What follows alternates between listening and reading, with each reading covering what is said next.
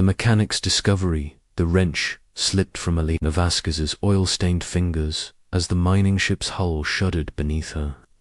She cursed under her breath, watching the tool float away in the low gravity of Docking Bay 7. After 20 years of fixing broken ships in the cold depths of space, she still wasn't used to working in zero-G environments. "Another beautiful day at the office," she muttered, grabbing the wayward wrench with practiced ease. At 45, Elena had seen every type of mechanical failure imaginable aboard mining station Prometheus 7, but the ship before her, the Independent, Holler called Lucky Strike, presented something new. The Lucky Strike had limped into their station 3 hours ago, its captain claiming engine trouble. Standard procedure for Elena was to run a full diagnostic before allowing any repairs. What she found made her dark eyebrows furrow with concern. The ship's quantum drive wasn't malfunctioning, it was modified. Chen to Vasquez, Captain Marcus Chen's voice crackled through a CUM unit. "What's your status on the Lucky Strike?" Elena pressed the CUM button on her sleeve. "Captain, you need to see this. The drive system has been altered with components I don't recognize. The energy signatures are all wrong." "Define wrong," Chen replied. Elena could hear the tension in his voice. As station commander, he was responsible for the safety of 800 souls aboard Prometheus 7. The quantum field generators have been fitted with additional hardware, crystalline structures that aren't in any manual I've seen. They're beautiful, actually, like they grew instead of being manufactured. A pause. "I'm sending Dr. Kim down to take a look.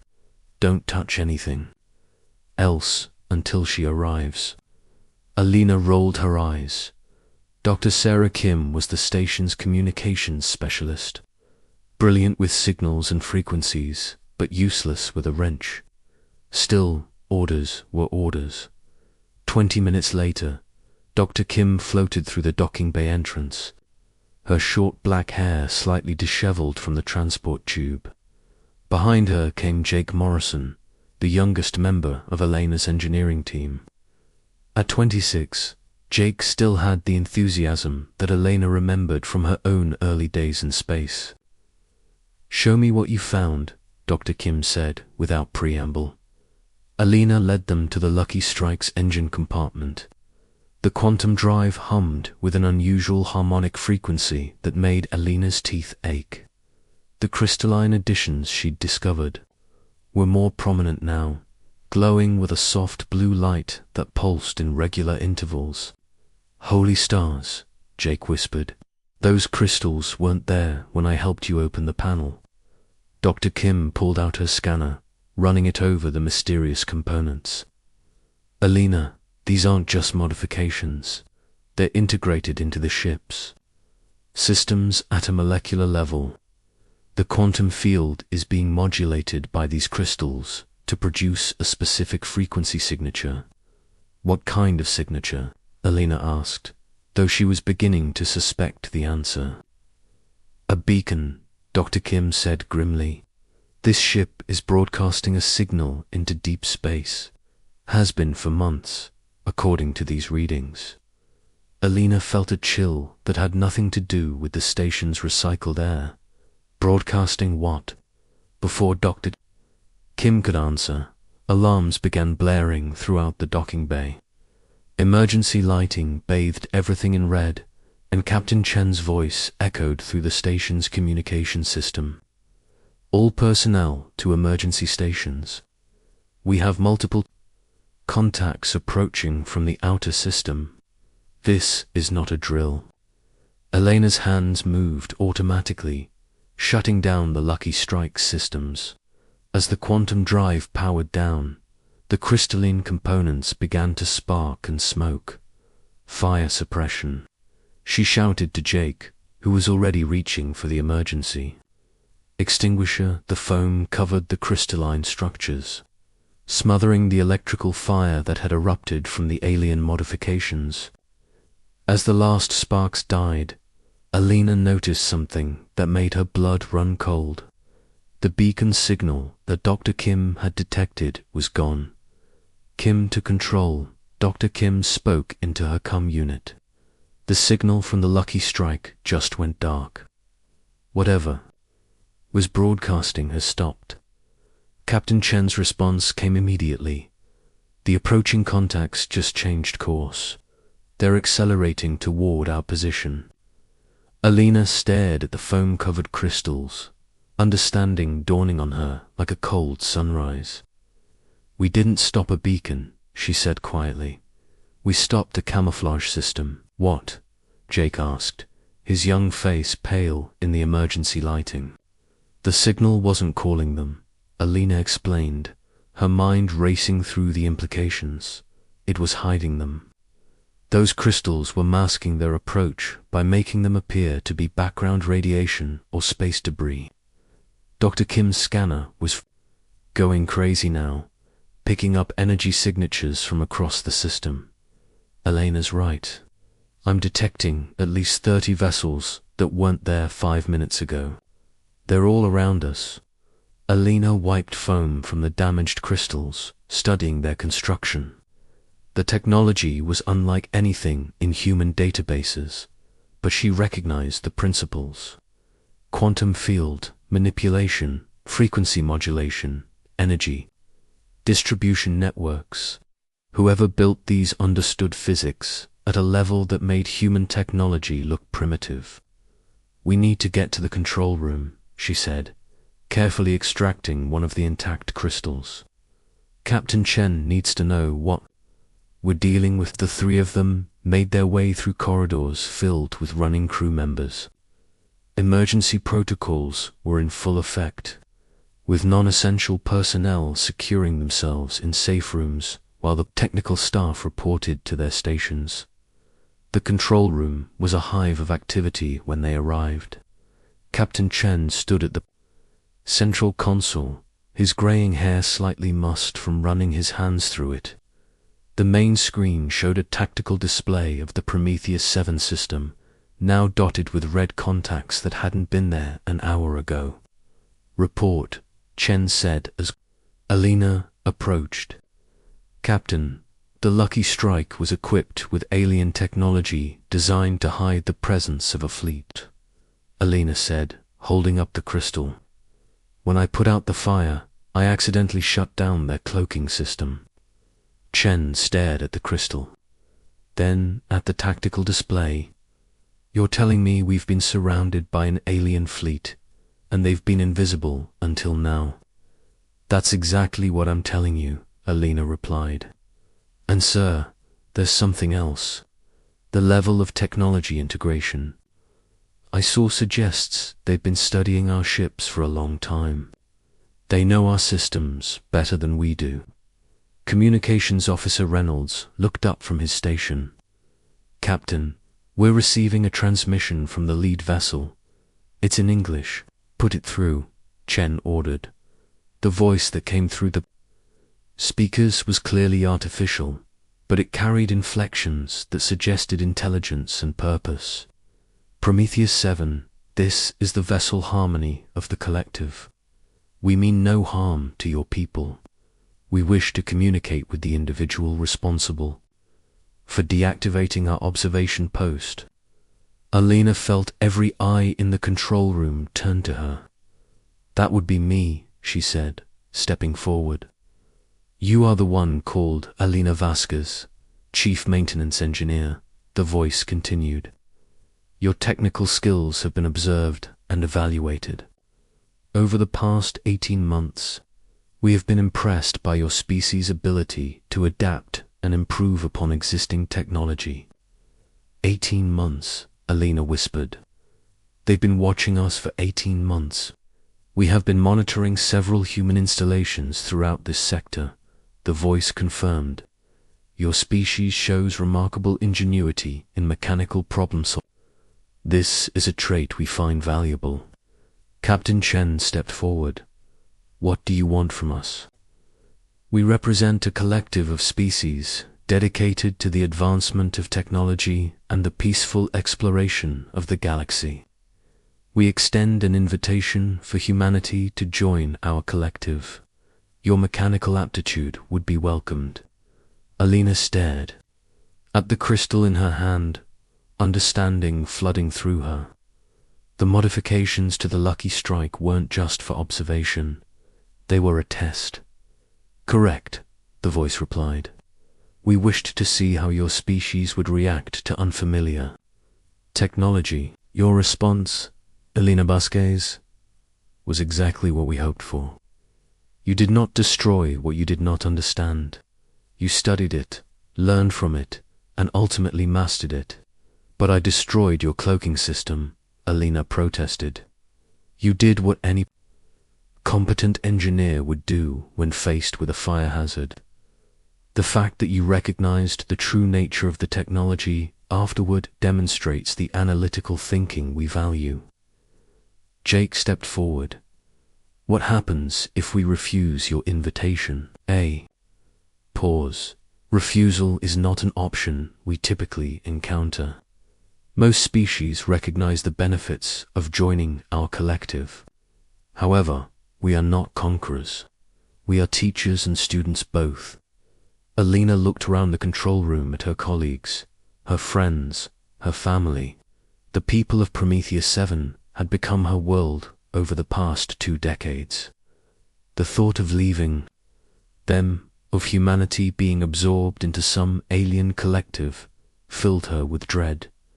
But another part of her, the part that had always been fascinated by new technology, was curious.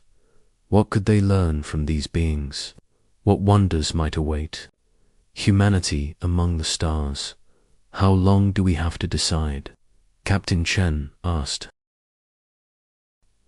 The invasion begins at Lena's workshop had become the unofficial center of the most important research project in human history. For the past 60 hours, she had barely slept, barely eaten, driven by a combination of scientific curiosity and desperate urgency. The alien crystal sat under her primary analysis lamp, its internal structure more complex than anything she had ever encountered.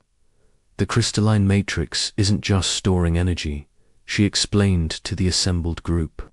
Captain Chen, Dr. Kim, Jake, and several other department heads had gathered around her workbench. "It's actually growing. Watch this." She directed a low-power laser at the crystal's base. Instead of heating up or reflecting the light, the crystal absorbed the energy and created a new facet. A tiny geometric extension that pulsed with bioluminescent patterns. "It's alive," Dr. Kim breathed. "Not biological, but it's definitely a living system." Jake leaned closer. "How is that possible?" "I think it's a hybrid technology," Alina said, her voice hoarse from lack of sleep. "Part mechanical, part biological, part something else entirely. The aliens didn't just build this, they grew it." Captain Chen rubbed his temples. "Alina, in 12 hours we have to give these beings an answer about humanity's future. What have you learned that can help us decide?" Alina pulled up a holographic display showing the crystal's internal structure. "The technology is incredible, but that's not the most important discovery. Look at these patterns here." She pointed to a series of geometric formations within the crystal. "These aren't alien designs, they're human." The room fell silent. "What do you mean?" Chen asked. "I mean that somewhere in this crystal's construction, human engineering principles have been incorporated. Our methods of quantum field manipulation, our approaches to energy distribution, even our safety protocols. They didn't just observe our technology. They learned from it and improved upon it." Dr. Kim stepped forward. "Are you saying they stole our technology?" "No," Alina said, shaking her head. "I'm saying they collaborated with it. This crystal represents a fusion of human ingenuity and alien science. We didn't just pass their test, We taught them something. Before anyone could respond, the station's communication system activated. Prometheus 7, this is the harmony. We are prepared to receive your decision. Captain Chen activated the COM unit. This is Captain Chen. We need more time to consider your offer. Time is a luxury we cannot afford, the alien voice replied.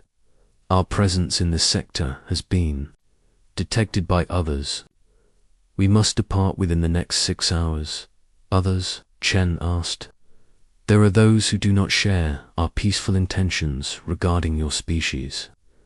They view humanity's rapid technological advancement as a threat rather than an opportunity. Alina felt ice form in her stomach.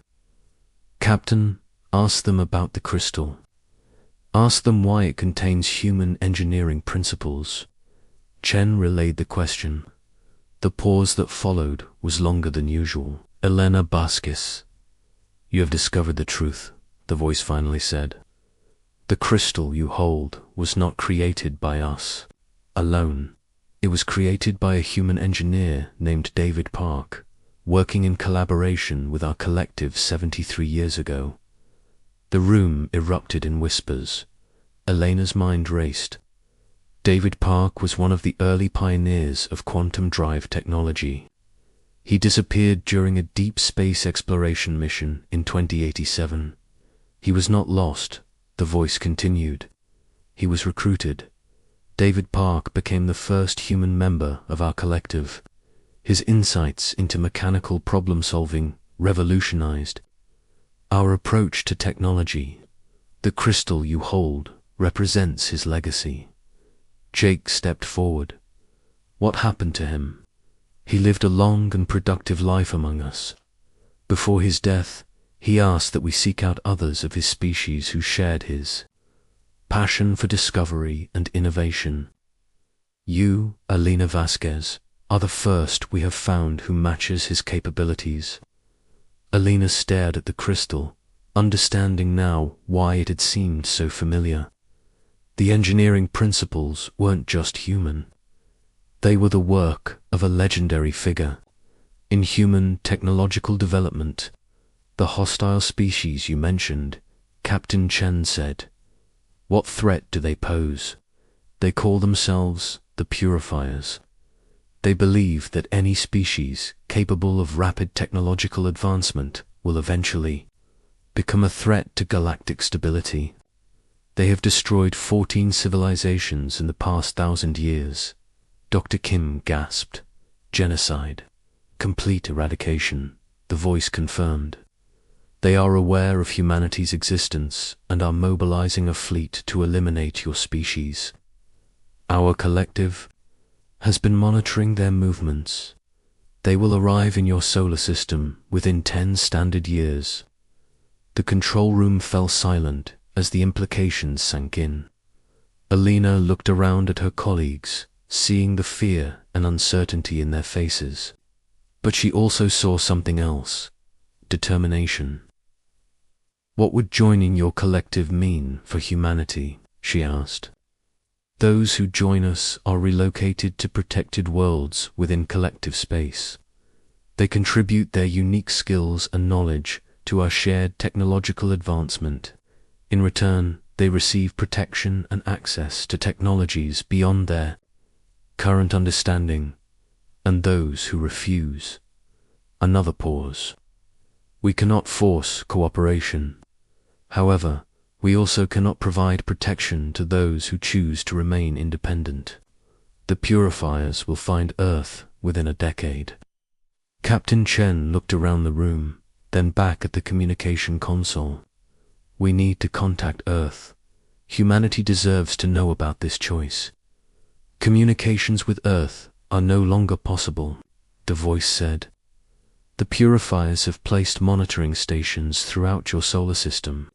Any long-range transmissions will reveal our presence here and accelerate their timeline. Alina felt the weight of the decision settling on her shoulders.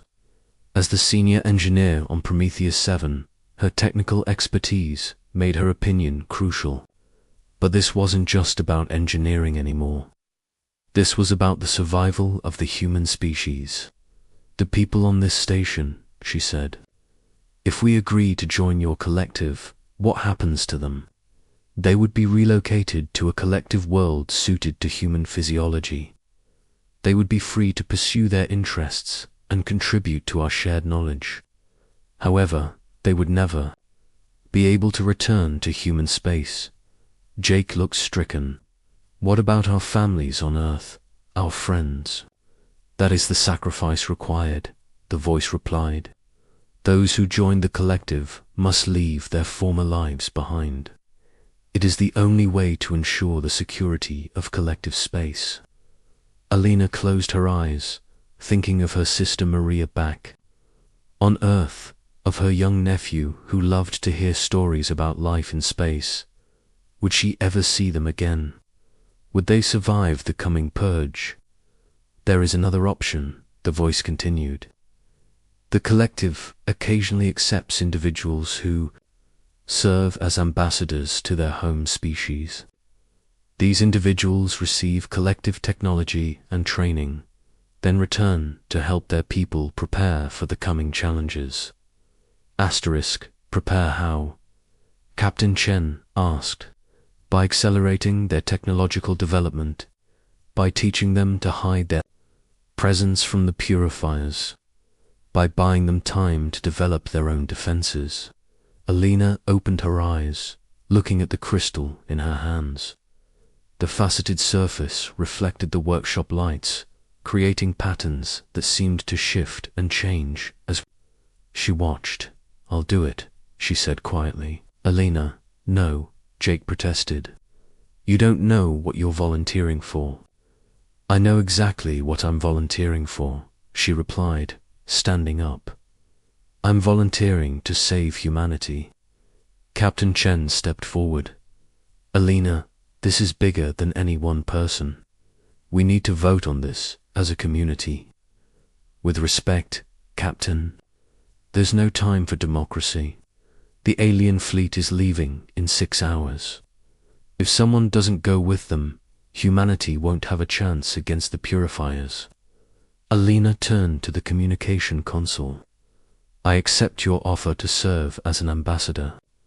What do I need to do? Report to Docking Bay 7 in 1 hour, the voice replied. Bring the crystal and any personal items you wish to keep. Your training will begin immediately. As the communication ended, Alina found herself surrounded by her colleagues. Some were arguing that she was making a mistake. Others were thanking her for her sacrifice. But all Alina could think about was the crystal in her hand and the knowledge it represented. Prepare how? Captain Chen asked.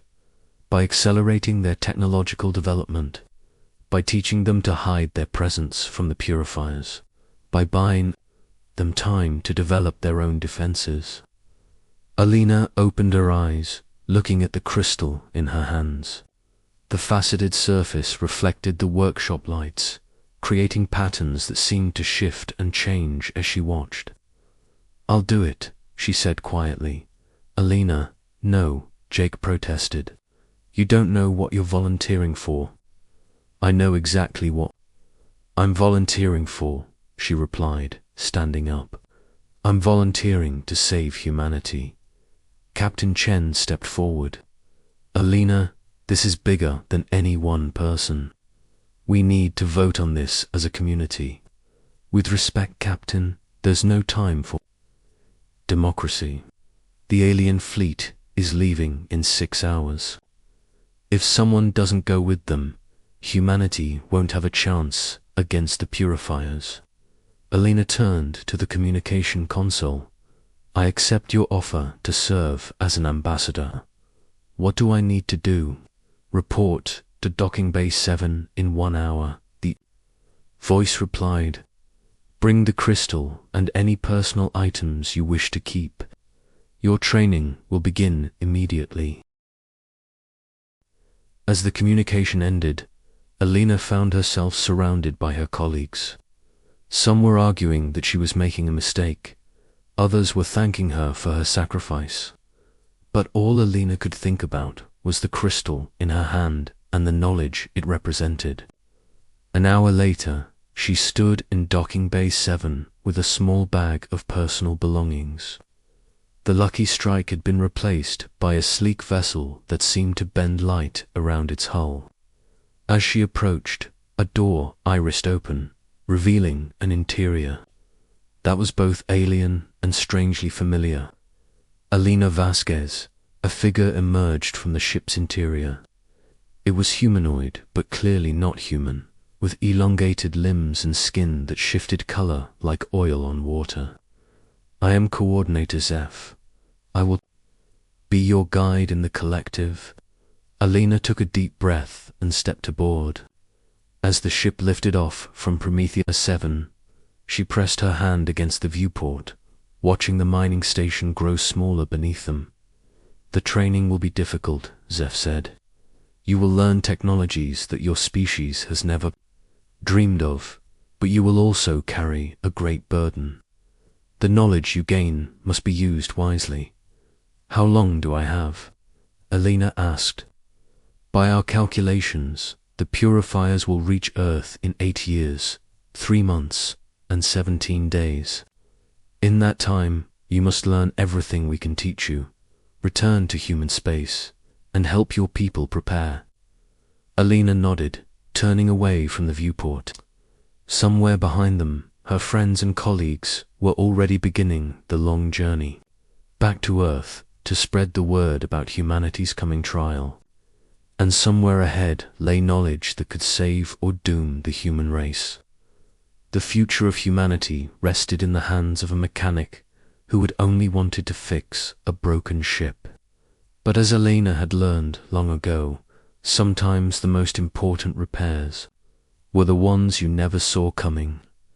In the depths of space, the Purifier fleet continued its relentless approach toward Earth, unaware that for the first time in their 1,000-year campaign of extermination, they would face a species that had been warned. Asterisk.